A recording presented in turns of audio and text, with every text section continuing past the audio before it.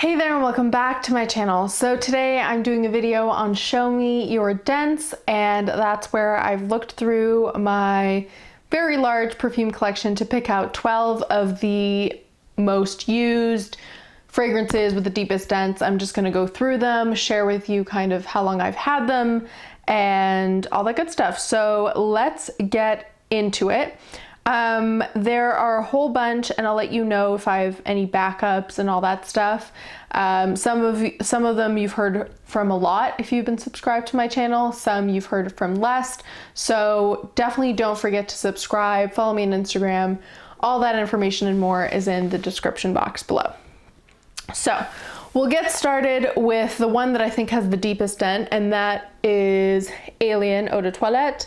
I've talked about this a number of times on my channel. You'll see I just have a couple of mils left at the bottom there. This is the original formula Eau de Toilette Alien from Thierry Mugler. It's just on the brink of going bad. I can smell it. So I am making it a note, and this one will be finished probably by this summer, honestly, of this year. And yeah, I've really enjoyed wearing it. I don't think I would ever buy the Eau de Toilette again or the Eau de Parfum just because they've been reformulated, but I will maybe buy some more of the flankers. So currently I have Essence Absolue and which one is it? The Liqueur de Parfum. And I really enjoy the flankers. Honestly, I'm enjoying them enough that I feel like I've got enough Alien in my life as it is.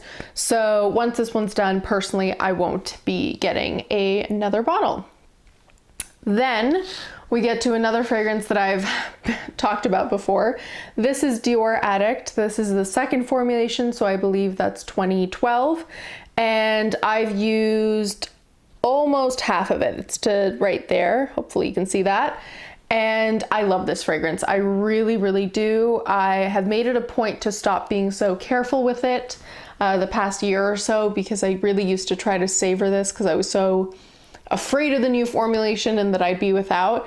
But I've heard actually from a lot of you that the new formulation isn't as bad as people have made it out to be, and they're quite similar. So I've just had like a new mentality on all these things, and I really do like it. This is one of my, if not, it's definitely one of my favorite vanillas, because I don't especially love that note all the time.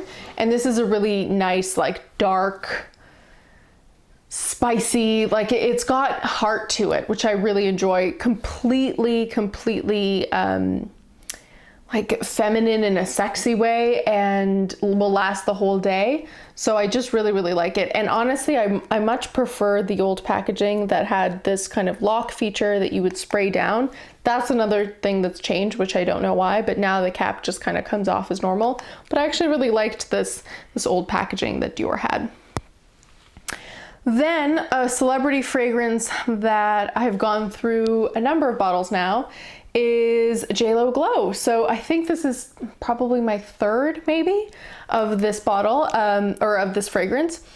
And I really loved this for a really long time. I remember when it first came out, it had like this whole campaign. It was one of, if not the first, kind of celebrity fragrance that was really big, and it was in department stores. And I remember the whole campaign. She had a dress with kind of a necklace because her dress was open. And it was really big. And then, as with celebrity fragrances, it kind of trickled its way down in price and in stores. And by the time I started wearing it, I was quite a bit older, and I was like a teenager, and I just bought it at Shoppers. And honestly, it's still there. It's on the 1999 shelf all the time. And for a very long time, this was like a relaxing zen fragrance for me on like the super stressful days, because it just has that quality to it for me. It's a very shower fresh, musky floral. I know from experience that the musky floral nature to this fragrance is not universally liked. There are definitely people that feel like it's way too strong. And yet if you like it, then you feel like it's perfect the way it is, and it's actually quite nice and clean.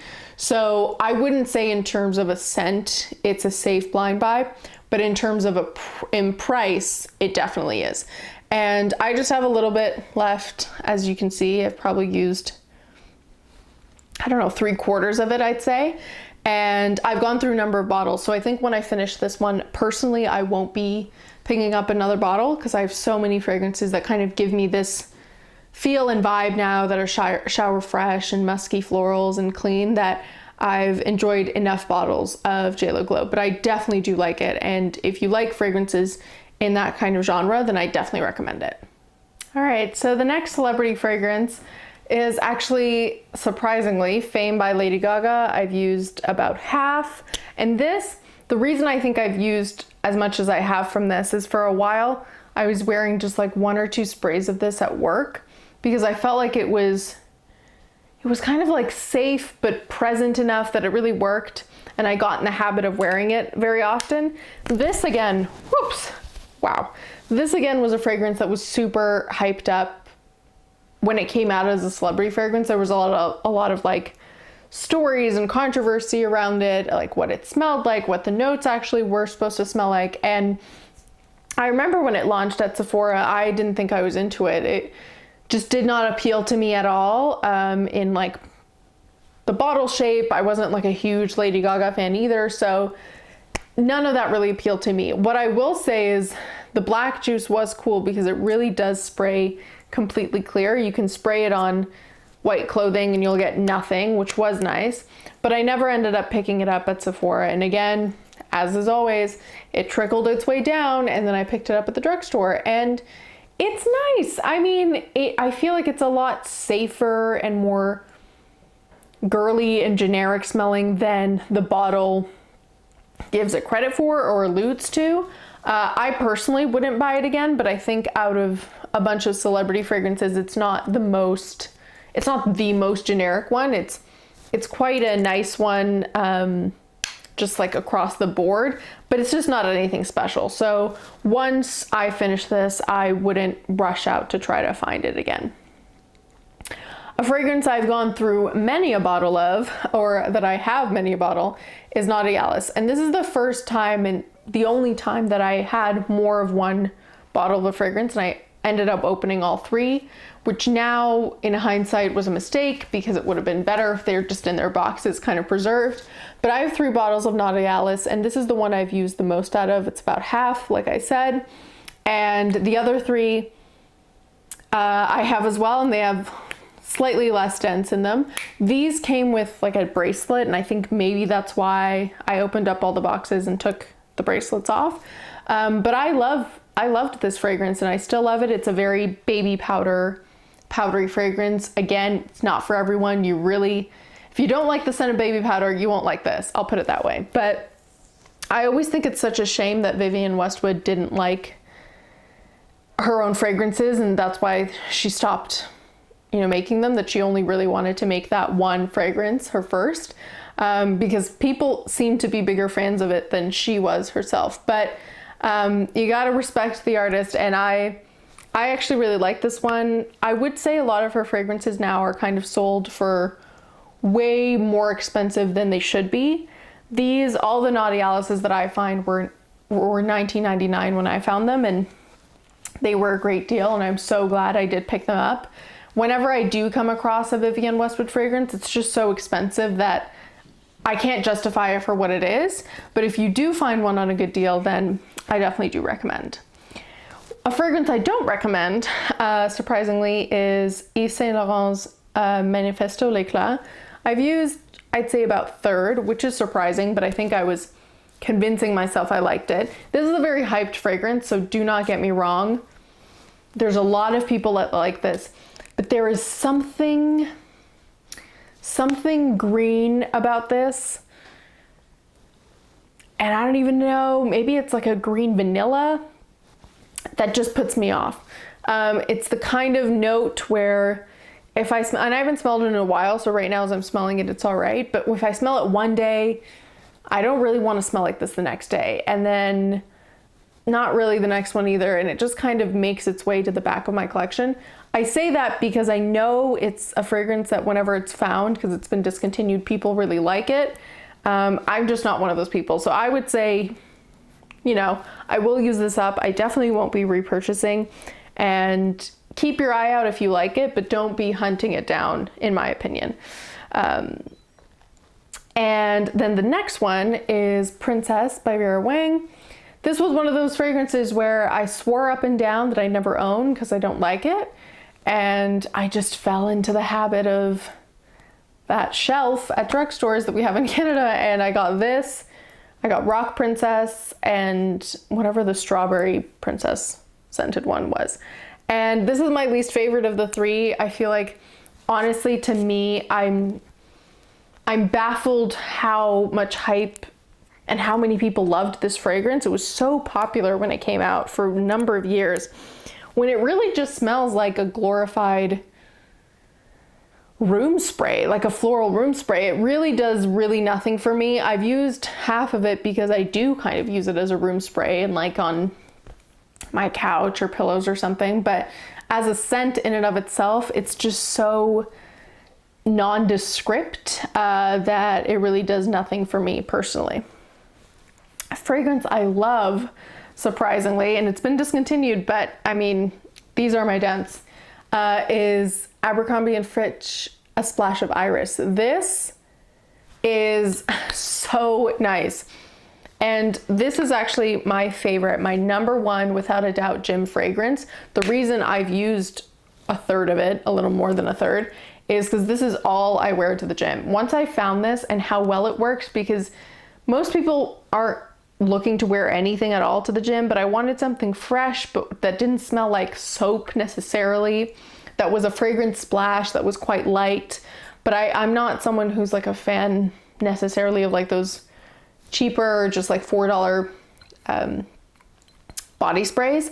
And this just smelled like, it's just so lovely. I feel like it's fresh while still being slightly perfumey, and it has a quality to it, and I don't know why, because none of my other body splashes do, that it smells like it kind of re-energizes itself as you're moving and you're sweating, and you just kind of smell more like this rather than body odor, which is great. And the last thing that you want to smell like in the gym is obviously bad, but also that you're trying to like mask that smell with fragrance that then is giving everyone a headache. This, I had so many people just think and come up to me and be like, what is that? Just think that it was like, I don't know, like that shampoo or soap, even though it doesn't smell like that, but just that like I smelled good while working out. And that is such a nice compliment. So you can't really find this anymore. There were 3 in this range, and I don't know why they discontinued it, because this is so lovely. But if you find it being kind of resold secondhand, then I'd certainly recommend. All right, now the next one is actually Jardin sur le Toit by Hermes. I've used, again, about half, and the reason is I've used that half while I was on holiday. This is the only fragrance I took with me when I went to Greece, and that's all it reminds me of. It just reminds me of all that time in Greece, and it's just such beautiful memories associated to this fragrance. But it's also a lovely one. This is a very beautiful green, citrus, fresh scent. It's very spring, summer. I'd say even more so spring. This whole Jardin range at Hermes just pulls at my heart, because I want all of them and I want to not want them. And so I've been good, and I only have this and Monsieur Lee, but this just will always have a special place in my heart. I will continue to use it up. When it finishes, I'd be open to repurchasing this again, but maybe I'll just get another one in the range as well. Yeah, I cannot recommend this enough. Definitely take a look at the range if you like those kinds of florals that are for every occasion. And then finally, the last 2, I'll talk about them kind of together. They're just these ritual body mists. So the first one's the Ritual of Karma. This one's starting to go bad, so I need to use it up quickly. This has Holy Lotus and bergamot. It's very spa-like, I'd say. And this was another reason why it was a super calming fragrance, just like the Glow, that I'd wear just to kind of zen and relax at the end of the day. And then we also have the Ritual of Hammam, which I've used, again, a little more than a third, like almost half. And this has rosemary and eucalyptus. Very spa-like as well, but more of an herbal spa. spot-like fragrance. I love these. This is really nice after showers. Every time I'm in a country that has rituals, I pick up these body sprays because the body mists are really beautifully scented, and they're light enough. Like, they're just such an interesting take on a body mist, because that's what I really look for in my body mists. I don't want them to just be generic smelling of just like vanilla or pomegranate or whatever. I want them to smell interesting and like they are fragrance, and this has that, and all the rituals have that as well. So I hope you enjoyed this Show Me Your Dents video. As always, don't forget to like, comment, and subscribe, and I'll see you next time. Bye.